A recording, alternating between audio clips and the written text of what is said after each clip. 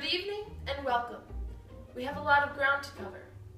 Holden Caulfield, a troubled 16-year-old boy struggling through the walks of life, is a cynic, a skeptic, and a pessimist. God, I hate cranberry juice.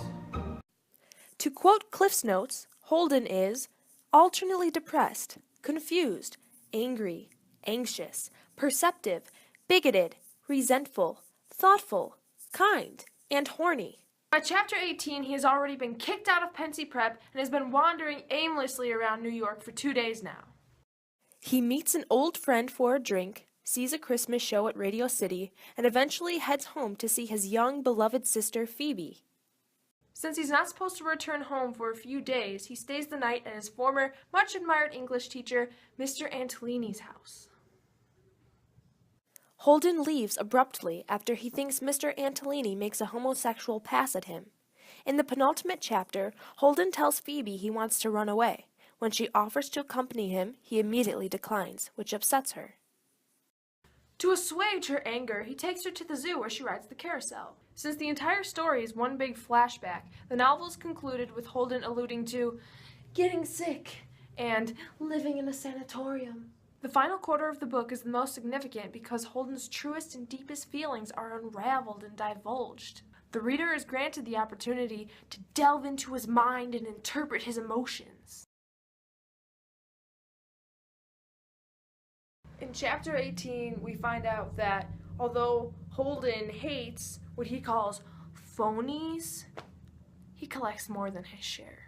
His discussion with Carl Luce is a great example because even though Holden is suspicious of Carl's sex expertise, he's still impressed, and he's still feeding into everything he says. Holden is hypocritical in the way that he spends practically the entire novel calling everyone else phonies when he's the one admitting to be a wonderful liar. He's a completely unreliable and untrustworthy narrator. If there is one thing I hate, it's the movies. Don't even mention them to me. We decided we'd take a bus into Aggerstown and have us a hamburger and maybe see a lousy movie. One of the biggest reasons I left Elkton Hills was because I was surrounded by phonies. I'm the most terrific liar you ever saw in your life. I'm quite illiterate, but I read a lot. Is this an oxymoron within itself?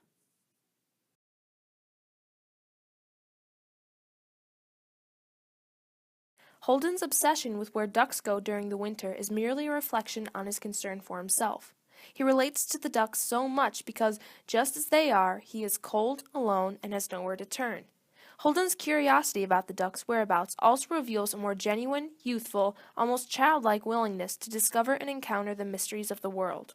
This side of Holden is refreshing because, for most of the novel, quite frankly, he sounds like a grumpy old man.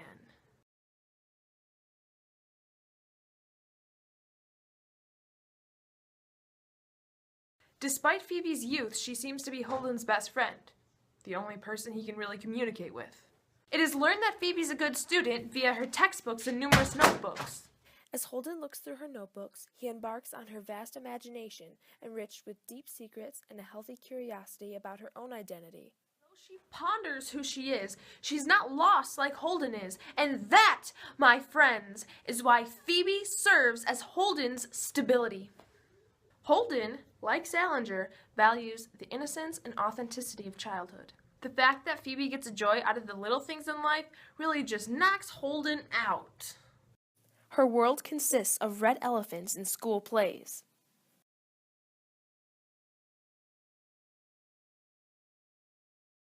In chapter 22, Phoebe asks Holden what he really wants to do with his life. He tells her he wants to be, quote, the catcher in the rye.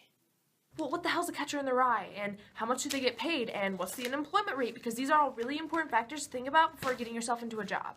Well, according to Holden, the catcher in the rye's duty is to supervise kids in a field and catch them if they get too close to the edge of the cliff. Well, obviously that entire metaphor is just, symbolic of children growing up. Because a child falling off a cliff symbolizes the process of not only growing up, but becoming exposed to the adult world of sin and corruption and phoniness. Watching Phoebe on the carousel put Holden in a euphoric state because in that moment the absolute epitome of innocuous purity was captured. There are millions upon millions of questions to be asked about The Catcher in the Rye, but I've come across some good ones that deserve some scrutiny. Why is the novel controversial? Why has it been banned? Do you think the reasons for banning are still relevant? After its release in 1951, the novel was an enormous success, but there are always people out there that must challenge the opposing viewpoint, and in this case, they tried to get the book banned from schools. Helicopter parents across the nation were flabbergasted at Holden's use of such vulgar language. One of them, evidently having nothing better to do with their time, even kept track of Holden's profanities, counting 237 goddams, 58 bastards, 31 Christ's sakes, and 6 F words. There are overprotective parents now, just as there were back then, but luckily society has become a tad more lenient in regards to censorship and banishment. So is it still relevant? Sure, because I'm positive that there's at least someone in this classroom whose parents would literally give birth to a cow if they find out that the book you're reading has bad words and hookers in it. Ah, here's a question that comes from one of our viewers. Yes, okay. Holden himself seems to be reaching out for genuine intimacy in his encounters. Is he himself capable of intimacy? Are any of the other characters capable of providing it? In fact, what is intimacy? Sexual and or non-sexual? Thank you for this question. Here's the thing. Intimacy can be either, or both, or neither. Yes, Holden could be seeking a kind of sexual intimacy, which is maybe why he bought out a prostitute in the first place. But I think what he's really looking for is a non-sexual type of intimacy that he can find natural comfort in. Sexual situations make him uncomfortable. Take, for instance, when the prostitute just sat on his lap. And then we come to find out that he just wanted someone to talk to which the hooker refused. Perhaps this evoked a sort of sympathy in the readers. You know what? I hope so, because this really brought to light how lonesome Holden is, and I mean, he's seeking comfort in a prostitute. I mean, what can you do? He was terribly desperate. But yes, Holden is capable of intimacy. Everybody is. He just needed the right people to bring it out. Like Phoebe.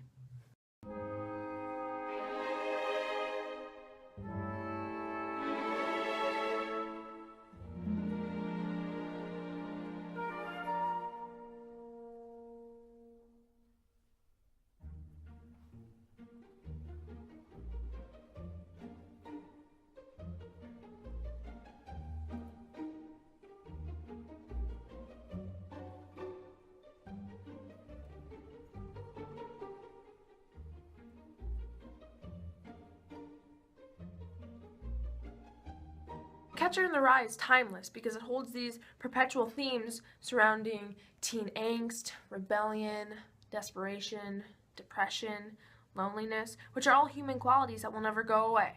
Although Holden seems like an extremist at times, he conveys emotions that anybody can relate to, which is why it will always be relevant.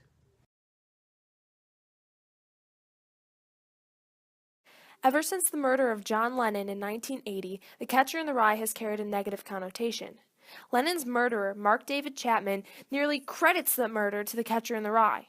Chapman had the book at the scene of the crime, for God's sake. He signed the book to Holden Caulfield from Holden Caulfield and thought that he would essentially turn into the fictional character.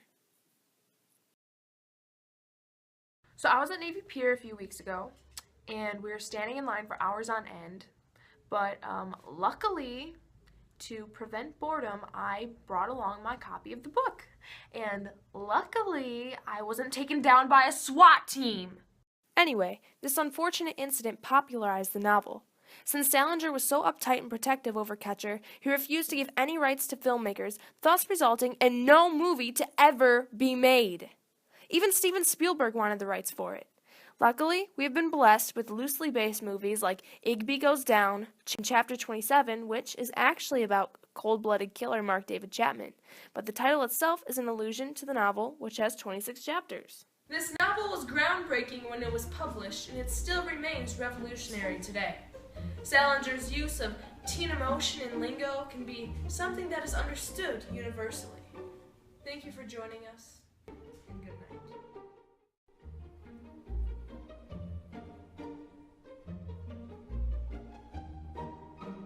Holden, like Salinger, values the innocence and authenticity of child. I shouldn't have had those chips.